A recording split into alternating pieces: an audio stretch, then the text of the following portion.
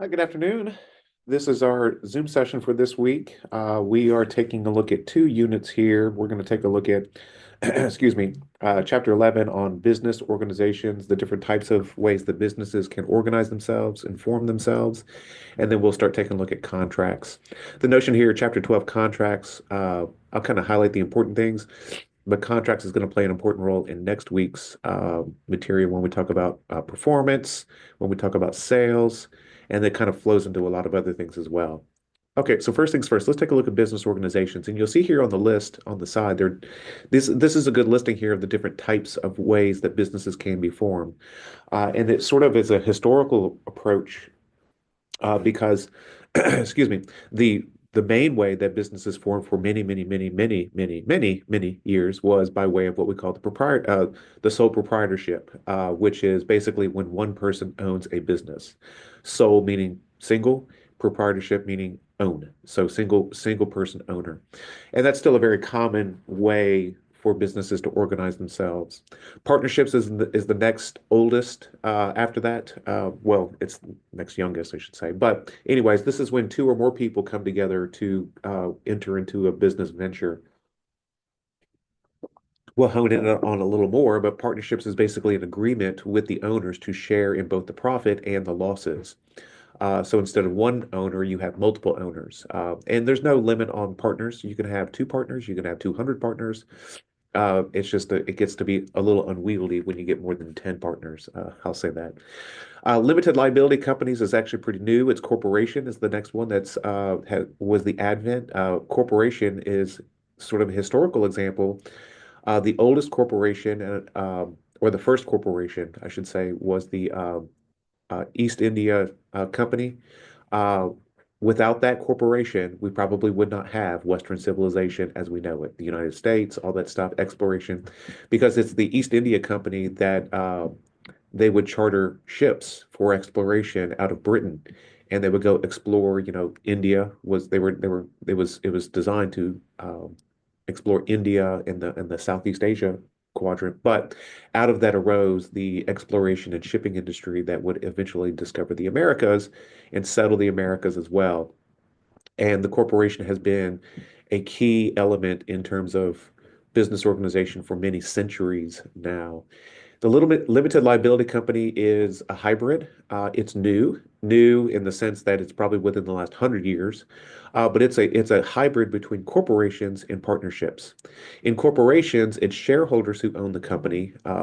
They buy stock certificates, but they don't bear any of the cost or the expenses of the company.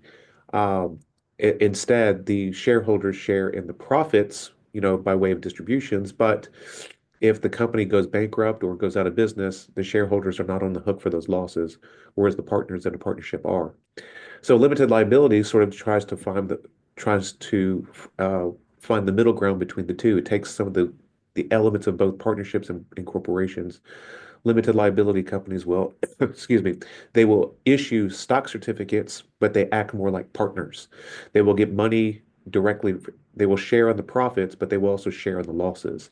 However, though, if a company goes belly up, bankrupt or extinct, like corporations, owners of a limited liability company are not on the hook for personally for those expenses, whereas in a partnership they are.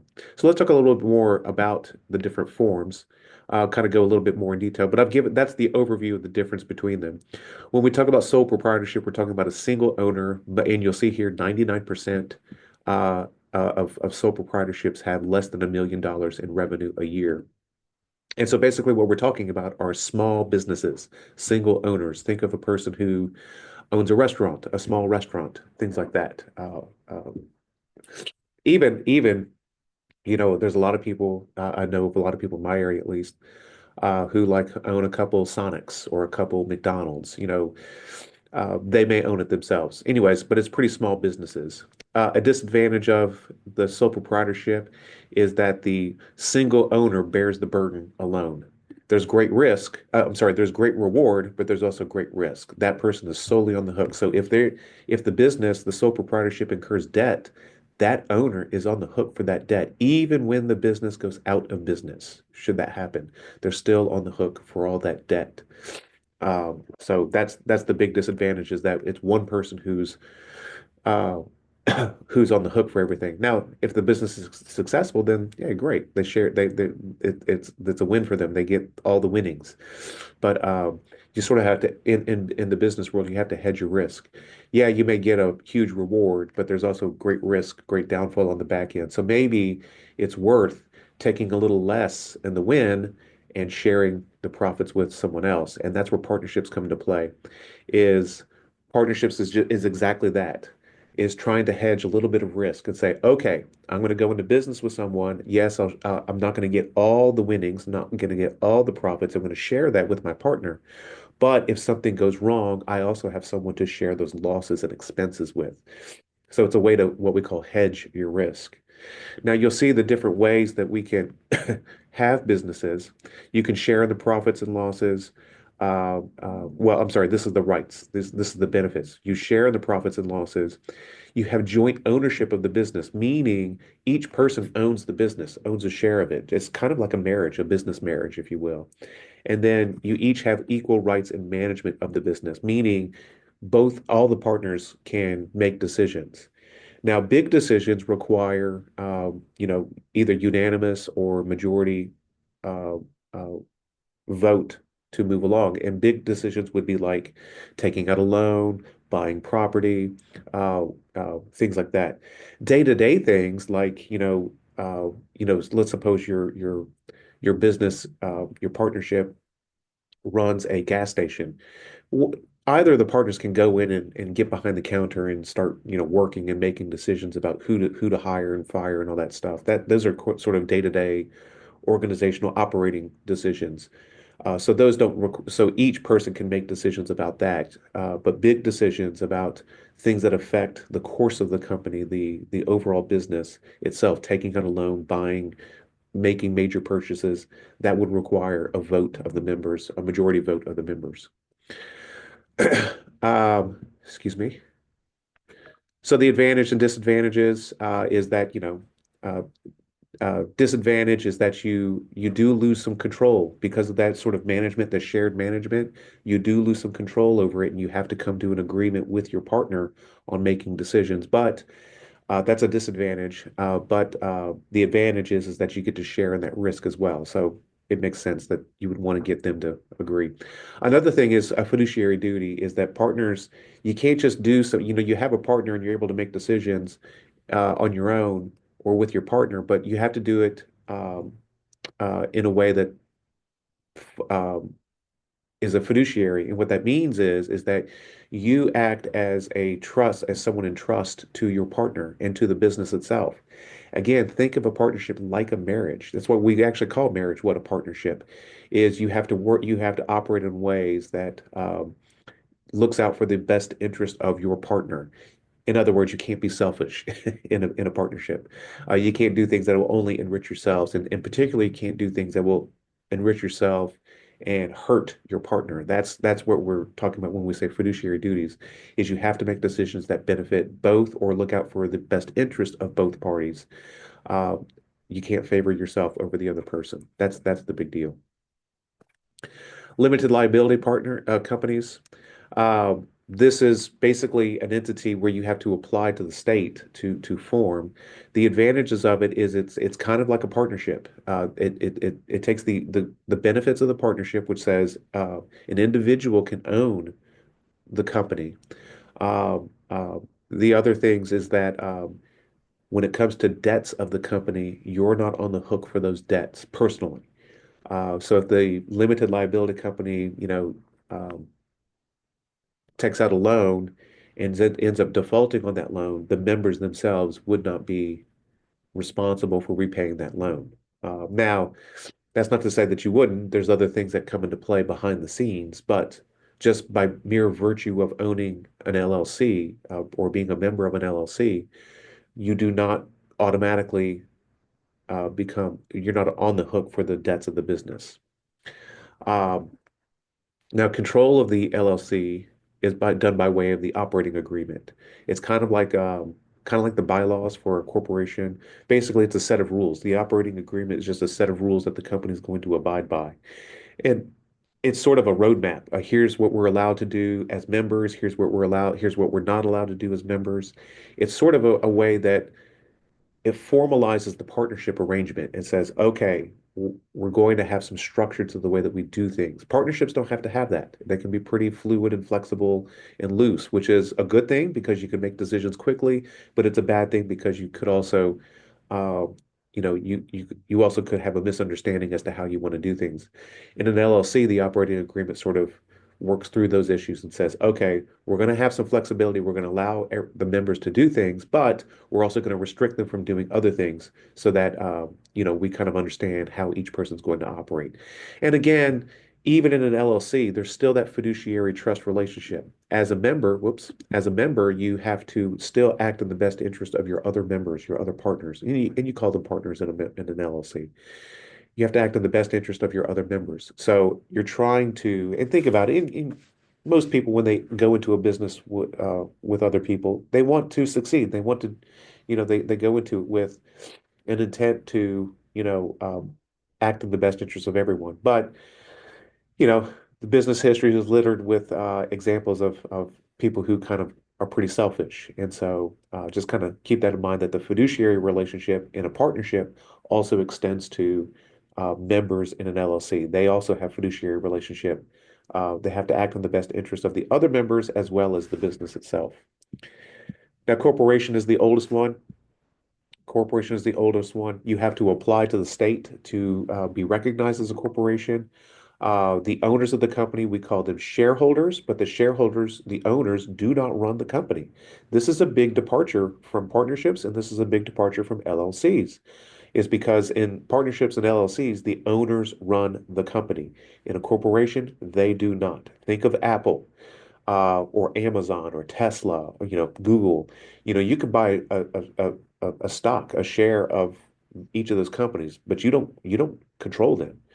What are they instead? They're controlled by board of directors. Whoops, that was not up here. They're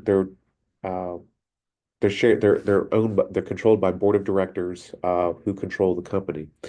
So what's the pros and the cons? Well, as a shareholder, you buy a share, and which is a certificate, but it has value. It has value.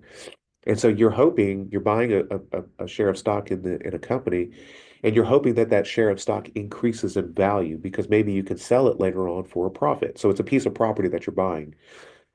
Uh, because you're not managing the company, because you're not on the board of directors, you don't have to share in any of the losses. So think, for example, if Apple one day were to, well, it did actually back in the 1980s, it was going through bankruptcy. The shareholders did not have to pay for any of those debts.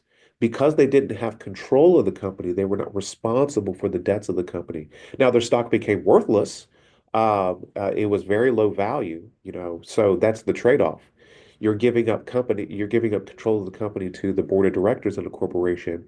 You're not on the hook for the losses, but the value of the stock certificate that you buy also is dependent upon the decisions that the board of directors make. So, there are some pros and cons to all that, which is why the LLC was developed because it's sometimes too inflexible because of that distant sort of relationship. The board of directors controls the company, but not the shareholders.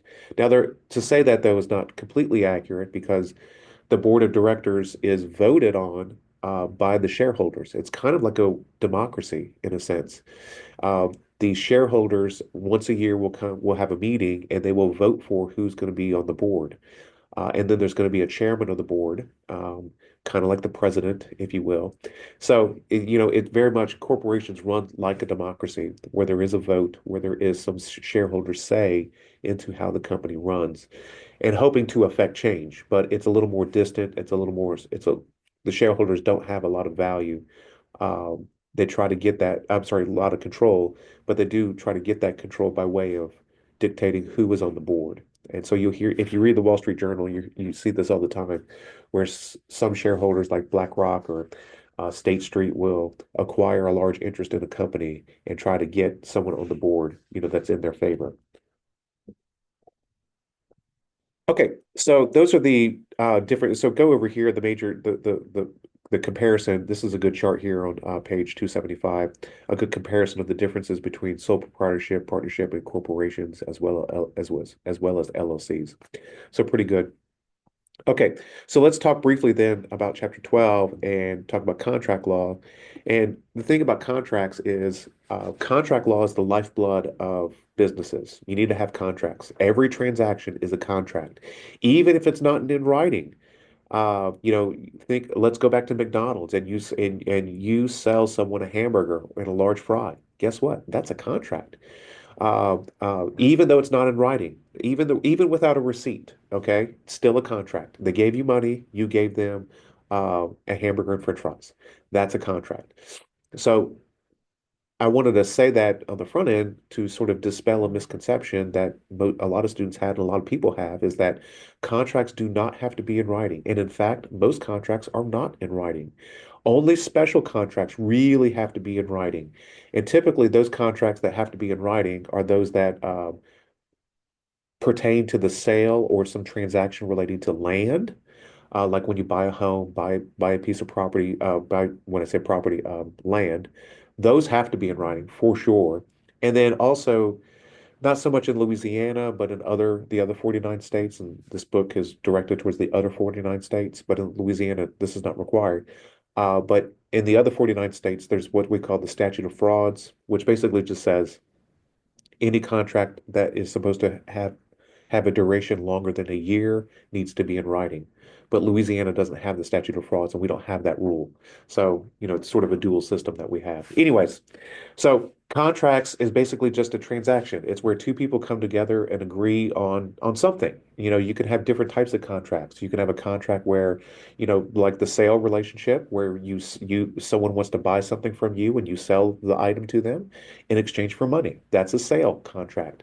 We also have contracts of lease, where you want to lease out an apartment from another person. That's a contract.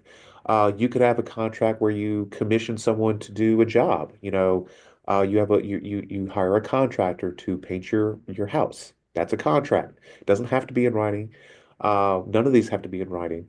Even your job, your employment relationship, that's a contract as well. You are giving up your time and your services in exchange for money, for wages. And that's what the company is buying your time and your services and agreeing to give you a wage in exchange for your time and energy. So all these things are contracts where two parties are trading something of value to the other, and obtaining something of value from the other. So that's in its basic form what contracts are. Most of them do not have to be in writing. So then why do we do things in writing? Is because sometimes people have a different understanding of what each other said. Uh, so we put things in writing so that we're both clear and understand what the terms of the contract are. A writing just helps, except for those special things like buying land. Uh, uh, Apart from that, we put things in writing so that both sides understand what the terms are, so that there's no disagreement as to what the terms are. Because people's memories later down the road, people's memories could get pretty foggy and say, "Oh, I thought it was this," or "No, it was really that." A writing helps to make that clear. So you can have different sources of contract. You can have contract where you each sort of talk to each other and agree on something. You can have a source of a contract where a reward. Suppose someone puts up a page and says lost puppy, $50 for whoever finds it. Oh, okay. Well, that's a reward. That's a contract, but the contract doesn't come into existence until you find the puppy and return it to the owner. So things like that. You'll see these all the time. $10,000 for information that leads to the arrest of whomever, or something like that. That's a contract. Now, you don't get the money until you provide that information, but that's the nuance of it all. So one of the things here at the objective theory of contracts, and actually this is the discussion question this week, focuses on the objective theory of contracts, is how do you know when you're in a contract? In other words, in the discussion forum this week, it talks about Lucy, the case, it's a famous case from the 1950s, but Lucy versus Zemer. And in that case, just kind of a quick overview, Lucy had been trying to buy Zemer's farm for years, had offered, say, I really love your farm, I want to buy it. Well, one night Zemer, they were in a bar and he was kind of razzing Lucy. So he had probably had too many cocktails. And Zemer says, "Hey, you know what? I bet you wouldn't buy my farm for 50,000 bucks." Now, this is back in the 1950s when 50,000 bucks was quite a lot of money. And Lucy says, "Oh yeah, I would." And they drew up a contract on a napkin, and each of them signed it. And Zemer though said, "Well, wait a minute, no, no, no, I was joking. I don't want to sell it." And Lucy though sued Zemer to say, "Well, wait a minute, we have a contract here. Even though you may have thought you were joking, I didn't know you were joking. And so I think we have a valid contract. I'm going to give you 50,000 bucks and you're going to give me the deed to your farm." And so they went to court and the court looked at it and said, "You know what? Lucy's right. Zemer was joking. I don't think there was any doubt about that, but Lucy didn't know that. Why?" And you're going to read the facts of the case. But the court relied on what we call the objective theory of contracts. Basically, take a look at it from Lucy's perspective.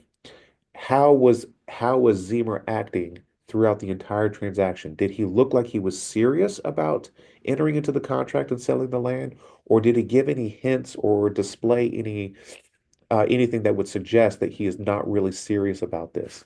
So the point is that it doesn't matter what you think, whether you're in a contract or not. It's how you act, and it's how the other person perceives what we call a reasonable person. Whether a reasonable person would perceive you to believe that you're serious about entering into the relationship, entering into the contract. And if all things look like you're serious about it, even if in your mind you're not serious about it, you're going to find yourself in a contract. So that's why when you're entering into a deal, if you have any doubts about it, you want to express those doubts so that the other side, so that there's some question as to whether you were serious about entering into a contract.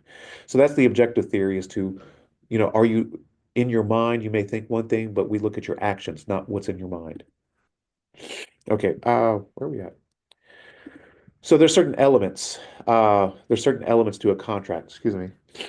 Where's it at?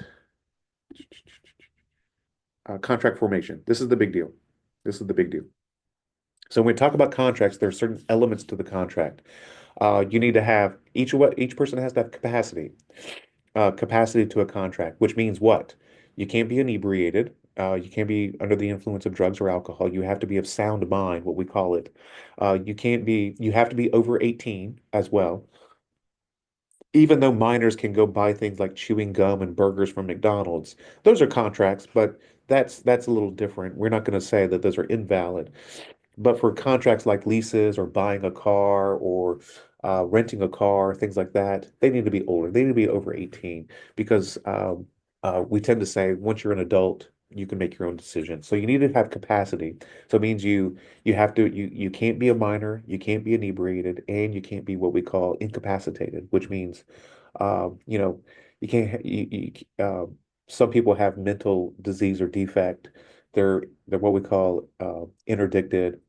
They don't have capacity to take care of their affairs, so they can't legally enter into a contract as well. They're treated kind of like minors.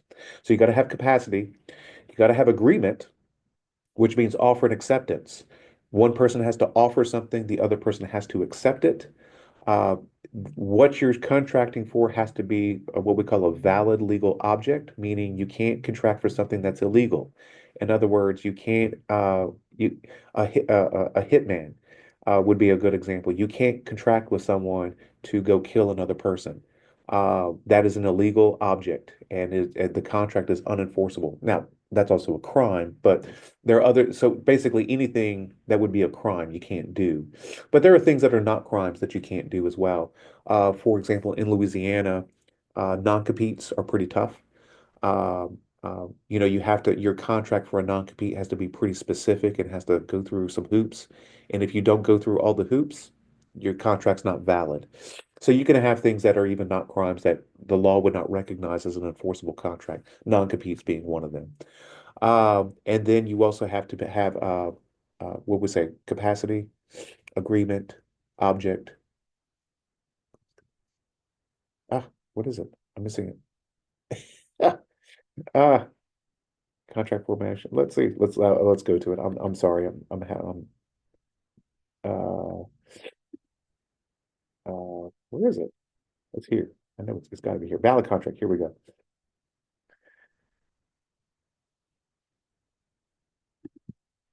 Agreement. Okay. Offer and accept. So agreement is offer and acceptance, capacity, legal object,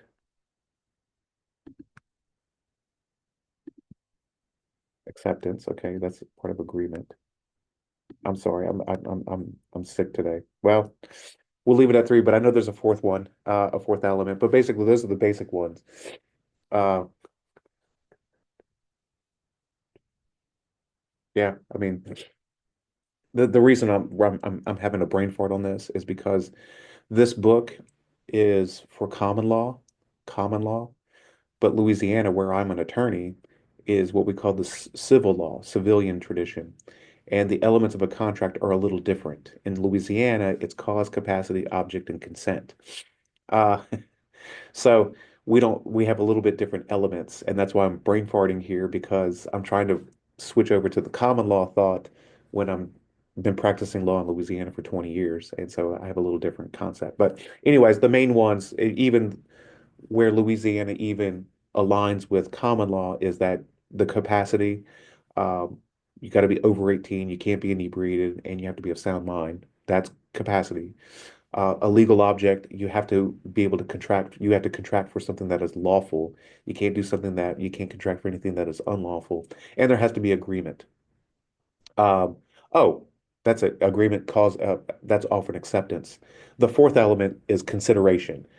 Louisiana doesn't have the no this is why I was brain farting, is because Louisiana doesn't have the notion of consideration, but every other state does. Consideration means that each side has to give up something of value, something of value. So go back to your buying burgers and fries. You're giving up money, they're giving up burgers and fries. That's the consideration.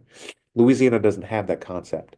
Rather, Louisiana says, well, you just have to have a cause. You have to have a good reason as to why you're getting into the contract. Cause. It ends up being consideration, like I want burgers and fries. That's my cause. That's why I want to get this because I'm hungry. And the others and the restaurant is saying, well, hey, I want money. That's why I'm selling my burgers and fries. So it ends up being the same thing, but it's a little bit different. It comes at it from a little bit different viewpoint. So the four elements are capacity, legal object, agreement, which is offer and acceptance, and then consideration. Consideration is where Louisiana differs. So you'll talk about different things as well with the nuances of consideration, the types of contracts. What does it mean to be an offer? How do you know when you have an offer? There's certain elements for an offer. You have to intend for it. You have to convey it. You have to accept the offer. You have to communicate your acceptance, things of that nature. So there's some sub elements there. Take a look at those. And then there's also some defenses to contracts as well, which we'll talk about next week, performance and breach. But hope you find this week's material interesting. I look forward to your response to the discussion board, and I hope you have a great week. Bye bye.